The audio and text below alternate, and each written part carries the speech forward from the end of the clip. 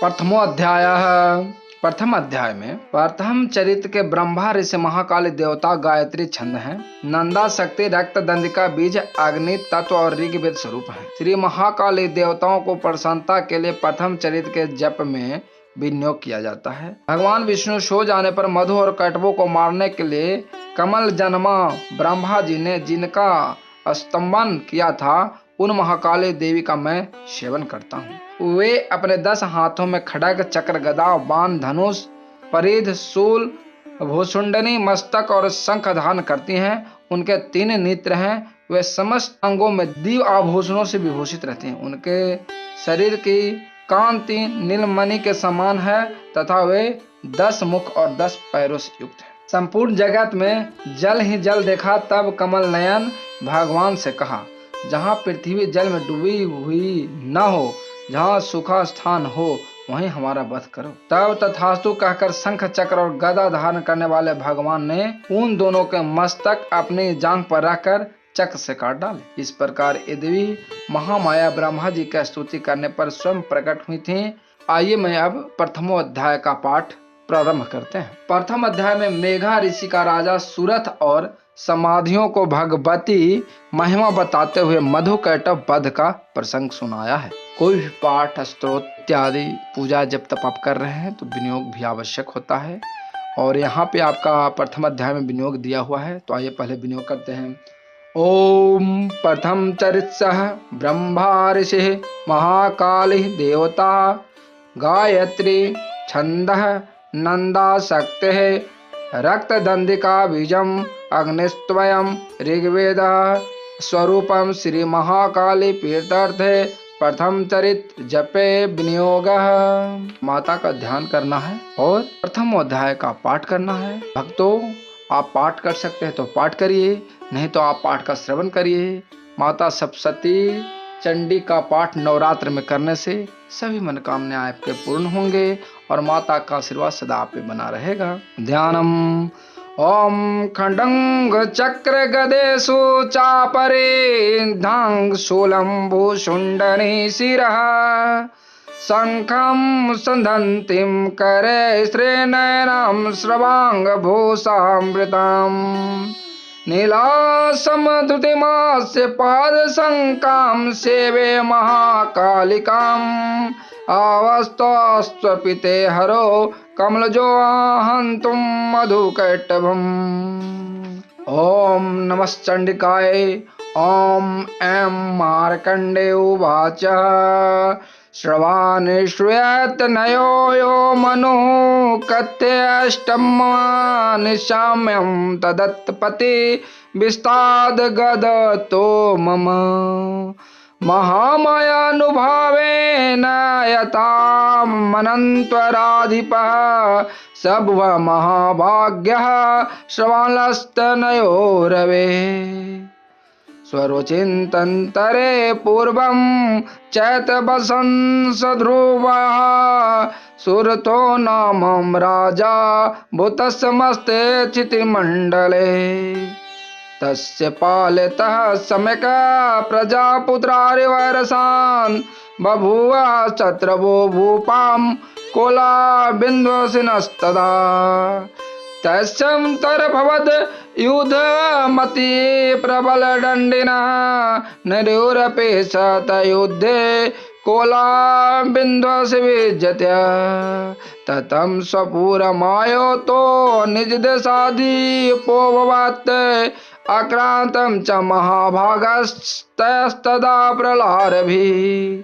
अमन्ते बलिभिः दुष्टदुर्बलस्य दुरात्मभिः कोशो बलं चाहनं तथापिं सम्पुरे ततः ततो मृग्यावाजेन महस्त्वमयः स भूपतिः एकांके हलमारूढ्य जगाम गहनं वनम् स तत्राश्रमां द्राक्षितं द्विजस्य मेधसा प्रशान्त स्वापदान्तकिरणा मुनिशिशोपशोभितम् तस्थे कजित्ता कालं च मुनीनां तेन सत्कृतः इतः सचेतस्य विचरास्तस्थिमनोनिर्वाश्रमे सोऽचिन्तता तत्र मत्वा कृष्णचेतनः मत्पूर्वे पालितं पूर्वं मया हीनं पुरं हि तत् मद्भृतस्तस्य सद्भृतधर्मतः पालयन्ते न वा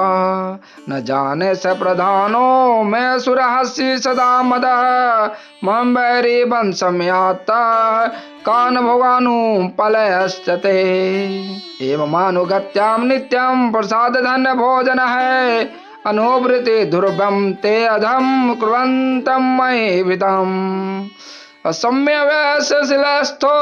कुर्विधि सततं वयं सचितं सोति दुःखेनं क्षयं कोशे गमिच्छति एतच्चाचं सतितं चिन्तयामासं पार्थिवः तत्रं विप्राश्रमायस्य वैषम्यो दशर्षसः स पृशस्तेन कस्त्वां भो हेतु स चागमन्त्रकः स शोक इवं कस्मात् त्वं ध्रुवणां यो लक्षसे नन्दकर्णवचस्व भूतले पर्णोदितम् प्रीत्युवाचं स तं वैश्व प्रश्नवानन्तपोनिपं वैश्योवाच समाधीनां वैश्यो हनुतपन्नो धन्यां कुले पुत्रद्वारस्तस्य धनलोभाद् साधुभिः भिन्नस्य धनद्वारे पुत्राराधाय मे धनं मान् भगवतो दुःखं निरस्यचापबन्धवे स्वयं न वेक्षि पुत्राणां कुशलान् विकां प्रभृति स्वजानानां च दारां चाद संसितः किं नु तेषां गृहें क्षं न किं न सम्प्रदं कथं तिक्नु सद्वितां द्रवितां किं न मे श्रुतां राजोवाचः अनेरस्त्वेन्द्रवालुब्धे पुत्रादिभिः धनैः तेषुं किं भवतः स्नेहमनोबन्धानि मानसं वैश्योवाच एमेधि ददा प्राहं वचः किं करोमि न विद्यामि मम निष्ठुरतां मनः यः सतस्यां प्रतिशनेहं धनलुब्धा निराकृतः पति स्वजन न हार्दं च हार्दिं तस्मै मे मनः किमिन्द्रभिजानामि जानमपि महामते यत् प्रेम प्रपन्नं चितं विष्णुनस्वपि बन्धुषु तेषां कृते मे निःश्वासो दमनस्यं च जायते करोमि किमन्यं मतस्य ते स्वप्रतिशतो निष्ठुरम् मार्कण्डेयोवाच ततस्तो संहितं विप्रां तं मुनिः समुपस्थितो समाधिना वैश्वसो च पार्थिवतस्तमं कृत्वा तुतो यथा न्याय तथा तेन संविदम् उपविष्टो कथा काचित् चक्रतु वैश्व पार्थिवो राजुवाच भगवतस्त्वमहं प्राष्टुमिच्छाम्येकं वदस्व तथा दुःख्याय अन्मे मनसा स्वचिन्तान्तां विना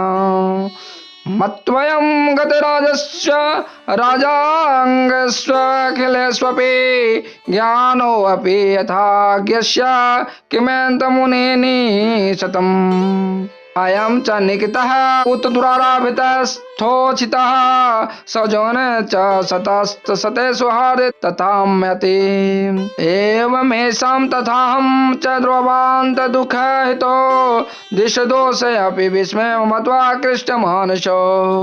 तन्निक्यमिन् महाभाग्य अनमोहे ज्ञानिनोरपि मुमस्य च भवेत् एषा विवेकानन्दस्य मूढता ऋषुवाच ज्ञानमस्य समतस्य जगतोऽस्मिसुगोचरे विषयास महाभाग्यायाति च वं पृथक् पृथक् निबन्ध्यावानिनः केचिन्द्राजबन्धनास्थापरे केचिद्व्या तथा रात्रोपानिलस्तुल्यधिष्ठयः ज्ञानिनो मनुष्याः सत्यं किन्तु नहि केवलम् यतो हि ज्ञानिनः सर्वे पशुपक्षी मृगादयः ज्ञानं च तदस्वनुसानां यते से मृगपक्षिणाम् मनुष्याणां च यतेष्टां तुलमनन्ततो भयो ज्ञाने अपि सति पश्यतान् पञ्चाचचारवचाक्षुषु कर्मोच्छादनान्तरमोहात् प्राणानामपि क्षुधा मनुष्या मनुजव्याज्ञा सविलासः सुतां प्रति लभत प्रत्युपकाराय नन्वेतां किं न वक्षसे तथा विमात्रवर्ते मोहगार्ते निवादितः महामाया प्रभावेन संसारे स्थित कारणं तन्यत्र विषयः कार्ययोग निद्रा जगत्पते महामाया हरेश्चैसा तया समोहाते जगत् ज्ञानापि चेतांसि देवी भगवते हिंसा बलात् कृष्ण मोहाया महामाया प्रत्यक्ष से तथा विशस्ते विश्वं जगते सुचराचरम् सहसा प्रसन्नां वरदां निपां भवते मुक्ते सा विद्या पर्या मुक्ते हेतुर्भूता सनातने संसार बंध हेतुश्च सर्वेश्वरे राजोवाच भगवन् काहिंसा देवी महामायते यां भवान् भवृतं कथमुत्पन्नां सक्रास्यासं कीदृशं यत् प्रभावं च सा देवी तत्स्वरूपां यदुदां तत्सर्वश्रोमेच्छामि त्वमेव ब्रह्मविदाम्बरम् ऋषिवाच नित्यतो च जगत्मूर्तिस्त्वां सर्वमिदं ततं तथापि तत्समुत्ते बहुधा श्रुतां मम देवानां कारसिद्धर्था माविर्भाति सा यदा उदनन्ति तदा लोके सा नित्यापयाधीयते योगनिधा यदा विष्णुर्जगदास्य कारणविकृते आश्चर्यं भजन्त कल्पान्ते भगवान् प्रभो तदा द्वार सूर घोर विख्यातो मधुकटभो विष्णुकर्णं मलो द्रुतं हन्तुं ब्रह्मान् मुदतो स नाभि कमले विष्णु विष्णु ब्रह्मान् प्रजापते दिष्टं त्रोशूर सौग्र प्रसूतं च जनार्दनम् दुष्ट्यां योग निद्रां त्रवकाग्रे हृदय स्थिता विवध्यानाथाया हरे हरे नृत्य कृतालयां विश्वसरि जगधाते स्थिर संसार कारणं निन्द्रा भगवते विष्णु तुलं तेष्ट प्रभो ब्रह्मोवाच त्वं श्वः त्वं श्वधा त्वं महेवष्टकारकः श्रुताम्बिका सुधा तुमच्छरे नित्या त्रिधा मात्राम्बिका इच्छता आद्यमात्रा न इच्छिता नित्यायो जगा विशेश्वरः त्वमेव संध्या सावित्री त्वं देवी जननी प्रा त्वत्वाद ते विश्वं त्वच्च सेजते जगता त्वच्च पालते देवी त्वमतंसता सर्वदा विशिष्टि सृष्टि रूपा त्वं स्थिरूपां च पालने तथा शांति रूपांस्ते जगतस्य जगतमय महाविद्या महामाया महामेघा महास्मृति महामोया च भवती महादेवी महासुरी प्रतिशं च सर्वस्य गुणान्तरभिवालिनी कालरात्रि महारात्रि मोहरात्रि शोधारणं त्वं हितेश्वरी त्वं हितेश बुद्धि बोध लक्षणा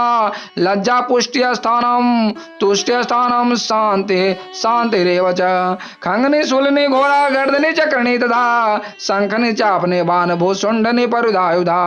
सौम्या सौम्यतारा शेष सौम्य भास्तति सुंदरे परम्परानं परमा तमेव परमेश्वरी यच कुजित कजुत अस्तु सदा खिलतामिके तस् सर्वस्य या शक्तिः सां त्वं किम् अस्तु असे तदा या तत्त्वा जगतष्टां जगत्पात्यो जगत् सोऽपि निन्दावंशं नित्यः कस्त्वमस्तुतमीश्वरं विष्णु शरीर ग्रहणमहमिषान एव च कारितास्तु यतो तस्मां कः स्तुति शक्तिमान् भवेत् सा त्वमित्थं प्रभावे स्वरुद्राय देवी संस्तुतं मोहतो दुराधसूरो मधुकटभो प्रबोधं च जगत स्वामी नियतमच्युतो लघु बोधस्य क्रियतामस्य हन्तु मे तो महासुरो ऋष्योवाच यमस्तु ते तदा देवी तामसी तत्र वेदसा विष्णु प्रबोधनाथाया निहन्तु मधुकटभो नेत्रास्यासिका बहुहृदय व्यस्त सोरस निर्गयं दर्शने तस्थो ब्रह्मणो व्यस्त जन्मनः ऊतस्थो च जगतास्त्वं युमुक्तो जनार्दनः एकार्णवेहिंस्यानतः सदस्य च तौ मधुकट्वधुरात्मता वले वीर्यं पराक्रमे क्रोधस्ते छनावन्तो ब्रह्माणं जनितो धनो समुत्थाय ततस्वयां युधे भगवान् हरे पञ्चवर्षस्त्राणि बहुप्रहारणो विभो अवपयाति बलोन्नमन्तो महामाया विभोहितो उतपन्तो वरो समतो वृतामिति मुकेश्वरं श्रीभगवानुवाच भवेतमाद्यं मे तुष्टो मम वेदान् भुवावपि किमन्तेन वरेणात्र एतावन्निवृत्तं मम ऋष्योवाच वञ्चिता भयातिमिति तदा सर्वमामपोऽयं जगत् विलोक्यं ताभ्यं गदितो भगवान् कमलेशनः ओम जहिन यत्रोऽपि सलिलं परिं पयोलुता ऋष्योवाच तथेत युक्तवां भगवन्ता शङ्खचक्रगदाभृतां कृत्वा चक्रेण वैचिछेनं जङ्घेन शिरसिं तयोः एवमेष समुत्पन्नं ब्रह्मणां संस्तुतां स्वयं प्रभावस्य द्रवास्तु भूयः शृणु वदामि ते ॐ सर्वबाधाविनमुक्तो धन्यदानसुतान्वितः मनुष्य तत्वप्रसादेन भविष्यति न संशय। भक्तों, माता की आराधना आपका प्रथम अध्याय का समाप्त हुआ। माता इस प्रथम अध्याय में मेघा ऋषि के द्वारा राजा सुरथा और समाधियों को भगवती की महिमा बताया गया है और यहाँ मधुकैटभ का वध का वर्णन है। भक्तों, यह मधुकैटभ के वध जानकर इस प्रथम अध्याय को जो पाठ करता है उसकी माता हर मनोकामना को पूर्ण करती है और उनकी दुष्ट को समाप्त करती है। जय माता के भक्तों।